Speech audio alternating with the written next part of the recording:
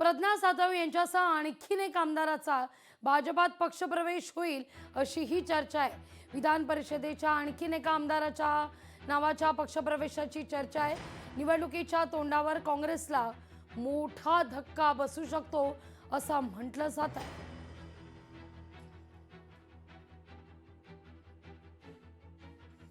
सार्वजनिक निधीचा गैरवापर प्रकरण आणि या प्रकरणी मंगेश कुडाळकरांवर गुन्हा दाखल आहे। कुडाळकरांना मुंबई सत्र न्यायालयानं दणका दिलेला आहे।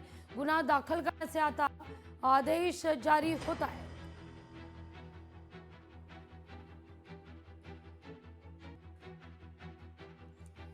साताऱ्यातील सावर या ठिकाणातलं ड्रग्ज प्रकरण आणि या प्रकरणी माझा कोणताही संबंध नाही, एकनाथ शिंदेचे बंधू प्रकाश शिंदे यांची प्रतिक्रिया आहे। कारखाना आणि ती जमीन मालकीची नाही असं देखील ते म्हणतात। सुषमा अंधारे यांनी जमिनी संदर्भात माहिती घेऊन बोलायला हवं असंही त्यांनी स्पष्ट केलंय।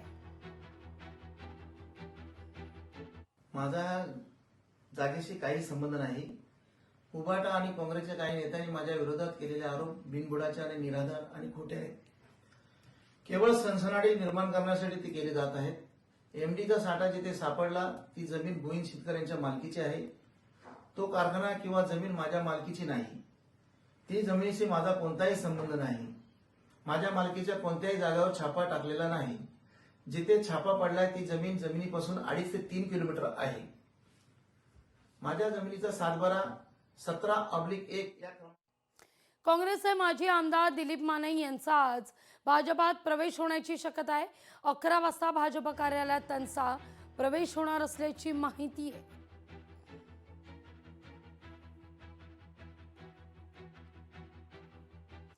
कोकाड्यांच्या रिप्लेसमेंट संदर्भात सध्या निर्णय लांबणीवर गेला असल्याचं सूत्रांकडून कळत आहे।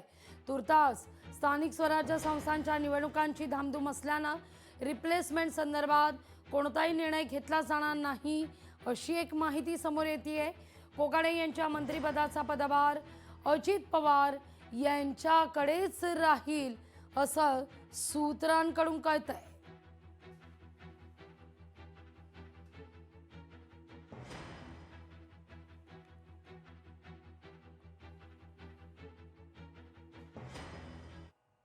त्यामुळे आता मात्र हे सगळं चित्र पाहिल्यानंतर महायुतीला सध्या तरी या निवडणुकीच्या काळात कुठलीही रिस्क घ्यायची नाहीये असंच यातून स्पष्ट होत आहे।